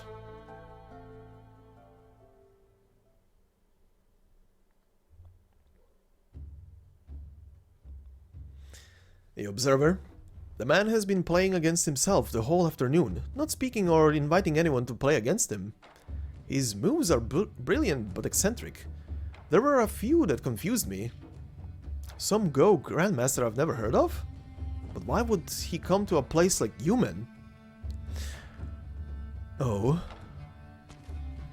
A man faces a Go board outside a parlor. He is not playing against a manual. He thinks for a long time before each move, as though locked in a struggle against himself. Black and white pieces intertwine on the rough wooden board, setting into motion a dazzling battle. Do you know Go? A little. What do you think about the board? The battle has been decided in 3 places. The balance of power is roughly even. But white pieces occupy a large area in the center, with no isolated pieces. It seems inevitable that black will lose by half a point. Look again. I've thought you.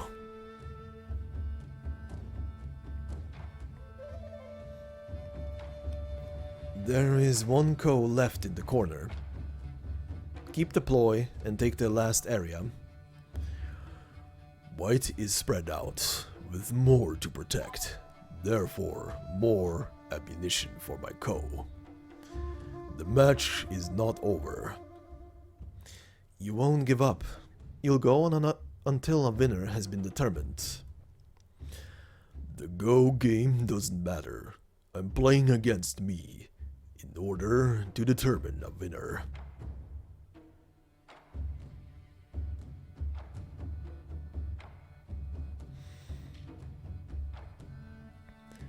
Your sword taught me a few things. This game state is my gift to you. I knew you had pieces around me. I just didn't know you had already lost faith in humanity then. Man and beast are different. You sealed yourself in the sword in exchange for a human body. You treated yourself as one of them. What became of you in the end? All your friends are gone. You wander afar alone. No one trusts you. No one knows. It's not that you don't know the hearts of men. No, you know it all too well. For centuries, you have always been the one most connected to them.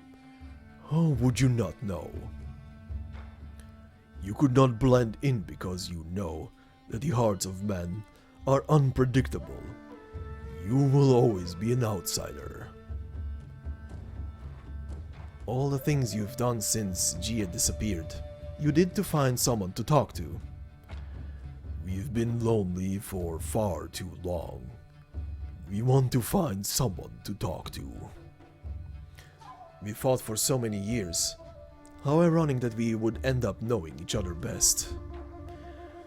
You were never my enemy.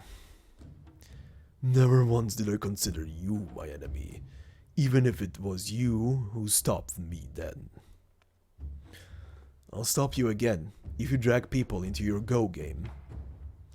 Of course you will. Assuming, of course, that you can see the board. We'll meet again. Farewell, brother. Chongyue picks up a white piece and puts it down in a corner. Slap. An orthodox, classic move.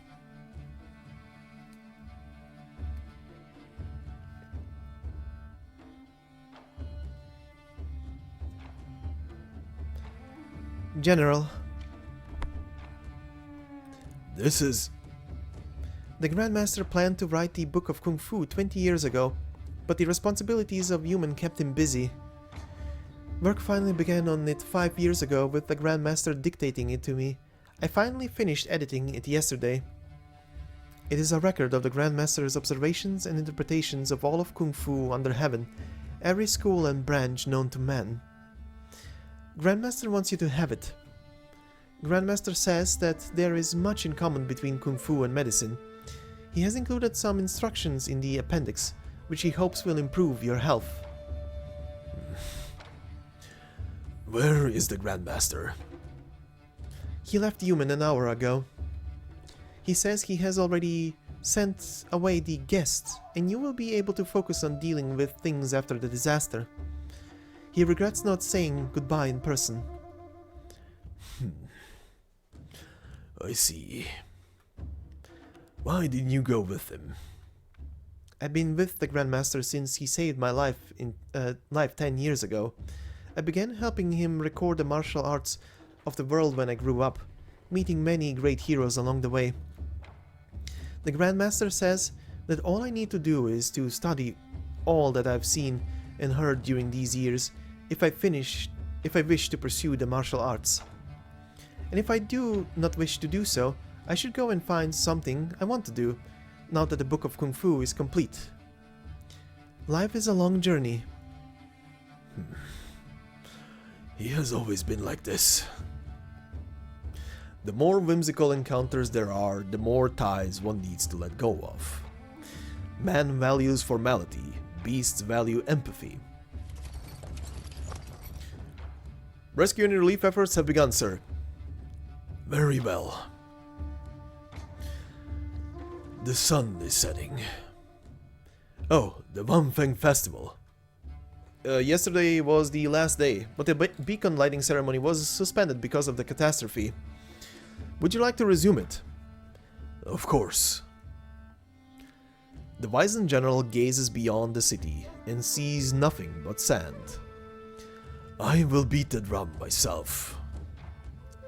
Sir, you've been in the tower all day. You should rest. We'll take care of it. The journey is long. Someone should see him off. All your companions have returned. Where do you fly off to, alone?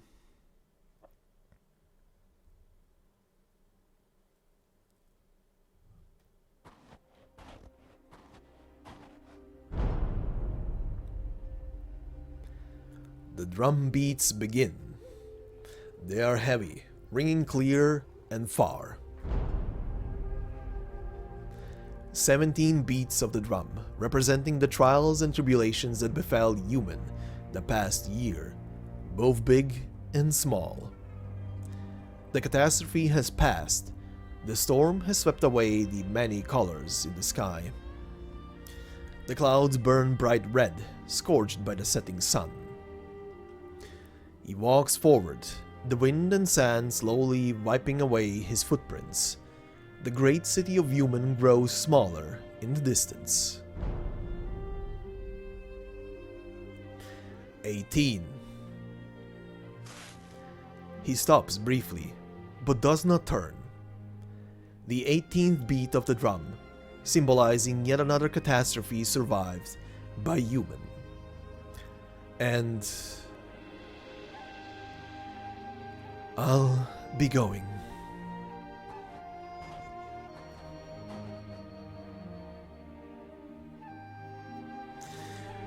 Break clouds by rays on all that be. Wades haze along curves desolate. Are scooped the stars till stars' bed fades, and like another, we are alone.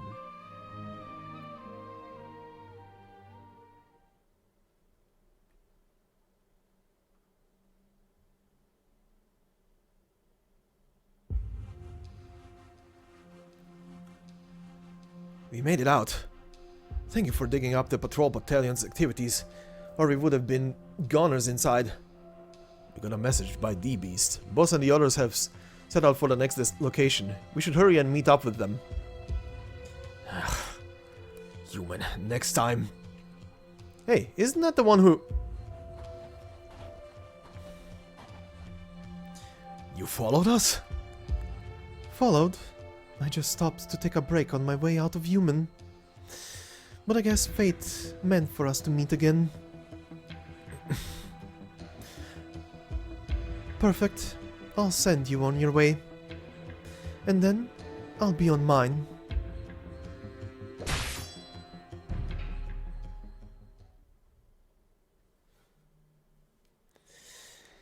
And that is a wrap. Boy, oh boy. Okay, before we go into the usual with thoughts and stuff, let me quickly say here, thank you very much for watching this narration so far, all the way till the end. And as always, if you like this video, please consider leaving a like on them, because it does help me in the algorithm and means a lot to me to know that you guys enjoy these videos, of course. And if you're new to the channel, consider subscribing, because as I said at the beginning of the video, there is a lot of playlists, a lot of stories. But anyway, let's get into the usual stuff here. Thoughts, opinions, stuff, characters, developments. And while that is happening, let me just pull this a bit down so it isn't too loud. And was it this stage that I was grinding? Probably yes. Okay. Let this run in the background. So, this story, in short terms, great. Or as Tony the Tiger would say, great! Had to put that one in there. But yeah, pretty good story that was built up for a long ass while. And finally had some things happen, like waifu's storyline in the search of her dad finally coming to some kind of conclusion. Well, not really a conclusion, but it finally happened. It's a thing that was, I don't even know for how long now, foreshadowed. Probably since the introduction of the character, I guess. But yeah, finally that came to a conclusion. Then Shen, for some reason, being part of yet another story is a bit funny, but my god, what an entrance. So goddamn epic.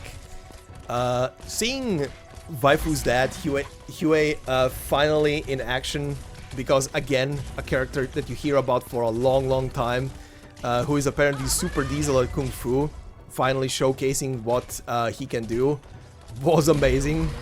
There is no denying that. That was super good. Especially the fact that the guy literally, even if it's more of what was said later on, a projection, kind of, sort of the actual beast. Seeing him actually, in just a couple of punches and kicks and tackles, shoot a Feranmut into a wall is amazing. That guy is super diesel. I wonder how much the injury he did sustain from that short little bout with Ya has actually impacted him for the match with the Grandmaster. But despite that, I still don't think he would, you know, win against him, but maybe he would have had more of a chance, but who knows. Still, it's a dope battle. One thing I will say about the battle between Chngyue and Yumen, I wish there was one more extra CG in there, in that whole section after the stage, at the beginning, where you only get described what is happening. I wish there was just, it doesn't even have to be anything like special, just them locking into combat. One CG would have been enough. I'm a tiny bit disappointed that that part hasn't been really shown, but we do have the commissioned animation that is dope. That bout between them in the animation is super well done, and I mean, considering that the animators for that are former, I don't know if it's one guy honestly, or if it's multiple people, but I'm just gonna go with former Rooster Teeth employees, and you can tell. As much as Ruby's story became kind of meh later on, and I kind of stopped watching after a while as well, the choreography on the fights that they always had in Ruby was always top tier. I always loved that, and it shows really well in that fan animation as well. Well, fan animation, it's stupid to call it fan animation, it's a commission animation. But yeah, dope. Yeah, as for developments, Ya was a threat.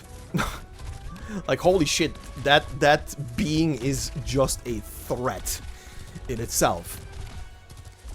And oh yeah, one thing they didn't actually cover in the story, which I was kind of expecting to see some or hear some confirmation at the end of the story, was about the health of Taihei. They never said anything else after the initial report of, oh, he survived, but he's super heavily injured. We do not know how he will fare later on. And that was it. So I guess in a year we're gonna get the next story, which I hope will, you know, show what happened to him, because I do like the guy. I do like the mountain of a guy. I would love to see, you know, if he is gonna be able to still continue performing his duties or something. But yeah, it was nice seeing a lot of the returning characters as well. Zuoli, especially, seeing him do stuff more on his own as well in this story, and not just and also developing a bit as a character, showcasing him that he does have a brain on his shoulders and isn't just, you know, by the books kind of deal. Was very nice as well. I do wonder though, I don't think it's gonna happen, but I do wonder though if in a year from now, where I'm presuming the next story is gonna be available for us, or rather in 6 months for the Chinese client, I do wonder though if they're gonna make him a playable character. They're investing a lot into him, developing him as a character in the story so far, especially in this one, and I do wonder if he will somehow be made into a Rhode Island employee. Would not be the first one who is part of some kind of secret agency and is part of Rhode Island as well. Oh boy, we have a lot of those. Anyway, would be interesting, would love to. And yeah, as for the other ones, Meng, honestly, from the characters in the story, I was honestly expecting the general. I was expecting Zuoli's dad to die from the beginning of the story. They painted him, he is ill, he's very duty bound, and human bound especially. And I was really expecting the guy to at some point bite the dust. Meng, I didn't really think, at least for the beginning, that he is like a mastermind behind certain happenings, but apparently he was, as it slowly became apparent. And still, the guy, like I said in that one part, the guy was quite the Chad. He really stood his ground against something that is very close to a full-on Feranmut powers. But again, Ya was probably playing around with him, but still, even for that short while, holding his ground against that enemy, respect. Former soldier and now blacksmith. Still, diesel as hell. What a Giga Chad. But yeah, he definitely did shitty things. He literally put the whole city in danger because he just wanted to flesh out the dangers of the city. And yeah, buddy, that's not a good thing to do, you know. Not in that kind of fashion. Even if his meddling did kinda, in the end, kinda, a tiny bit at least, helped out, probably. But, yeah, still. Kinda, I don't know. I don't even know if you would call it pointless or not, but kinda, He did things, he suffered for it, it did spur more, well, essentially his death spurned on more people to you know, rethink some stuff. That's kinda also necessary sometimes. But what can you do? Liang Shung, who was quite the character in the previous story, I am very surprised that he had such a minor role in this whole thing. And that his head, at least the art for his head, is still botched. It is a year later, still botched. The guy will never have not that crack on his neck. That misalignment is still bugging me to this day. But yeah, very surprised that he didn't do much outside of the fact that he apparently was orchestrating, as always, stuff in the background, because that's his thing. But on the other hand, Lee, my god, Lee is Lee needs like Lee needs like 2 trophies, one for best dad, one for best uncle. That guy is just literally properly raising those kids, and it's so heartwarming to see. That whole scene where he just goes up to Lin, where he talks to her and gives her like the data for, or rather data, talks about her, about the past of Yumen and its happenstances. Pretty much, not just doing a solid to the Rat King, but you know, giving advice essentially through it, was just good. That whole part was just good. Kyubai, I'm not gonna say much about her right now, cause all that I can say about her, considering she's gonna have a side story as well in probably like 3 weeks from now. I think the next thing after this is gonna be the Invitation to Wine rerun, which is probably just gonna be a week, maybe 2, I don't know. But after that should be Kyubei's side story. So I'm gonna refrain from too much talking about her. But all I can say is, dope. Pretty Diesel character, at least they're really pumping her up to be super Diesel. I have no idea how she's as a unit, and honestly don't really care. I'll probably pull anyway, as I do. Yeah, pretty cool character. I love that she had a arc in this that really went from describing her that she had lingering vengeance for Chongyue for years and years, but over the years and for the past 5 years being around him, it kind of fizzled away, and she just made the final step to go beyond that. Cool. Character development. Quite literally. In one single story. Amazing. But we'll see where that goes in her side story. Who else? Shen I already mentioned, I think. But yeah, Shen is Diesel. What else can I say? Shen is goddamn Diesel. Wei and Wu, on the other hand. My god, that teasing son of a bitch. But yeah, I do appreciate it. And I did call it out that the Chekhov's gun better go off in some kind of way. Because he said in the story that the cloud-splitting sword is not the final form. And the story delivered, actually. He actually said it at the end there. It's a bit vague when you think about it, but still, he said it. He actually described what the cloud-splitting sword is. And I am very grateful for that. I am very appreciative to that they didn't just blue ball us with that information for who the hell knows for how long. So that brings up the question, will we ever see either Wei do anything with that? Will he ever, you know, actually show off the move? I can kinda see it happen, quite honestly. I can kinda see it happen in the future somewhere, where they have a side story where he shows off the move, but it will either cripple him or something, and that will be, well, he will show the being of Shi Xiao, essentially. The ultimate form, quite literally. But maybe he gets injured then, who knows, and Shen will from from that on find out that that is the ultimate form of the sword. Who knows? Shen altar again? Please no. Please no. One is enough. One altar per character is enough. Please no.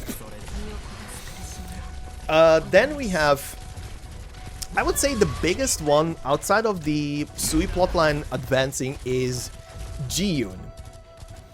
Jiyun is kind of the standout character to me because of just pure lore when it comes to it. Like I said throughout the narration series, the moment that she said words in ancient Sarkas, a language that is not actually spoken anymore, or rather shouldn't be technically spoken anymore, at least not fluidly, between people, but is used by certain individuals that I'm not gonna go into because that would be spoilers for other things. But it is a language that certain people know. But yeah, enough said about that. So it's very interesting that her clan can speak that. As we discussed, actually, I think it's 2 parts before this one in a comment thread on the episode. I also got reminded that actually Amiya's file is the one that has a line that describes the Sarkas king of old taking a bunch of his people and going east. So we theorized over there that maybe, so it is a theory, not confirmed by the way. We theorized that the Anasa might be like the descendants of these ancient Sarkas from before. They just inherited the language and all. Maybe. I mean, the fact that they seem to be Sarkas, some form of Sarkas, but at the same time they have a halo, is that is spicy. I love that. That is a detail. So yeah, this character is like my personal standout in this whole thing. At least her background is probably the biggest standout. Don't you love it when one story delivers lore for just the rest of the world building and potentially other parts of the thing? Oh, and let's not forget the last 2 characters before I completely forget again certain things. The Rat King. The Rat King showing off his actual true powers is amazing, because that terrifies me, quite honestly, because it just makes me think that oh, so you're telling me that in any of the encounters that we can find the old man, we've actually never fought him at full power? Uh-oh. That leaves me with a thing of, oh shit, well, I'm terrified now. But yeah, the guy's old. He managed to literally block off, what was it again, 3 waves of the gusts of wind, essentially, of the storm. And still and sustained injuries because of overuse of arts, and Lin stepped in. And again, Lin, I wouldn't call her like the most standout character in this story. She was more of like a spy on the sidelines, gathering information, figuring out what was happening. However, I did enjoy all of that, seeing all of that, seeing her skulk around, get her men to find out things, put 2 and 2 together very quickly, and then confront the main perpetrator like halfway through the story. All of that dope, especially the moment where she literally, as is literally depicted here in the picture, quite honestly, with her palms in front of her, steps up to shield her father, essentially. Not just her father, but the city as well, and the casters behind her.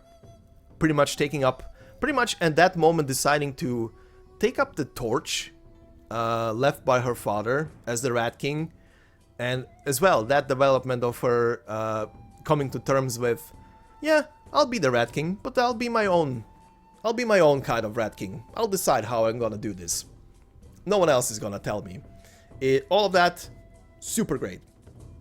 Again, a lot of character developments in this story.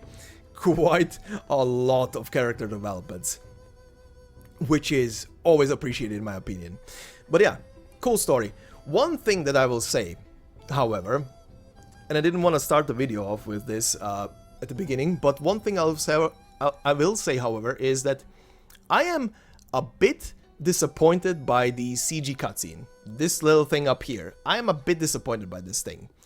Like, all of these CGs so far that they had for certain events, outside of Ideal City, which is just mostly goofs, like, but still, like, part of what actually is happening through the whole thing as well. This one is like an imagining of plot lines, because nothing outside of the very final moment in the CG where Chongyue faces off with that adversary, which is definitely supposed to represent Ya. Outside of that, nothing else is happening. Outside of that in store, nothing else is happening. Like the whole chase scene between Ji-yoon and Lin, and fighting in the sand sluices, essentially, none of that happens, essentially. The meditation in front of the sword, also not a thing that happens at any given point. He does receive the sword at some point, and that's it. He gets it back, that's it.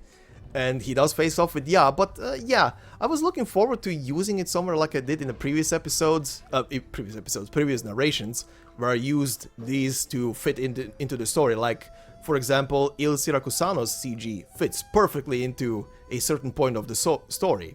The last two chapters of the main story, while maybe 11's is a bit of a stretch, I still found a pretty good point where to use it, where it just transitions it into the story. Chapter 10's is just perfect. It's super short, but it's so perfect of a transition between CG into first cutscene of the story. It's mwah. It's great. The CG for Stultifera Navis is kind of like two story bits smashed together into a single trailer, so it kind of works.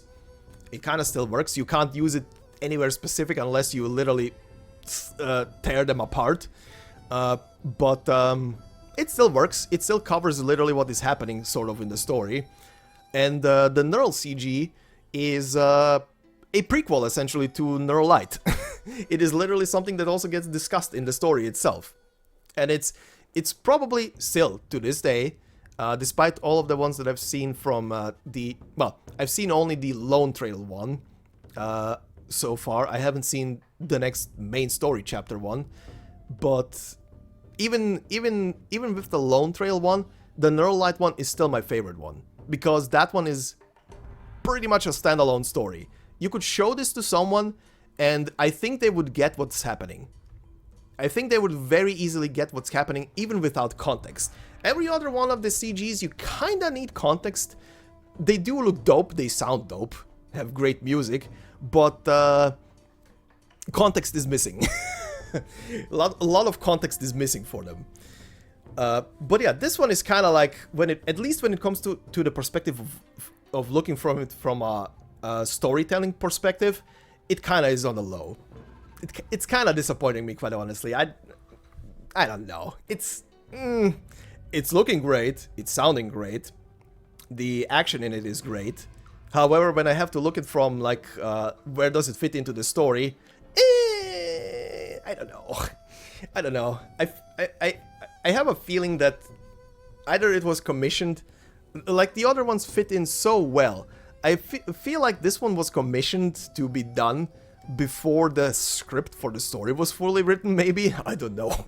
It feels like I've seen trailers for shit where they, not for this game obviously, but for other things where they commission a trailer way before the, the plot line gets actually fleshed out, and then it looks completely different or sounds completely different. I don't know.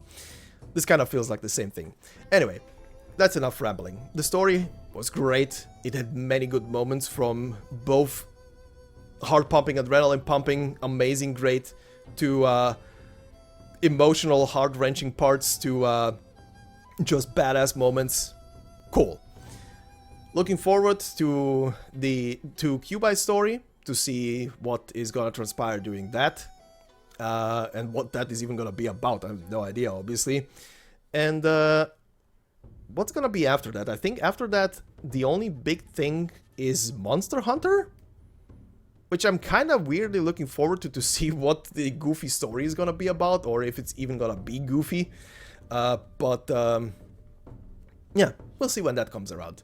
But anyway, like I said, at the beginning of this rambling saga, oh god, I can't even speak anymore. Ugh. Thank you all for watching these videos. It means a lot to me.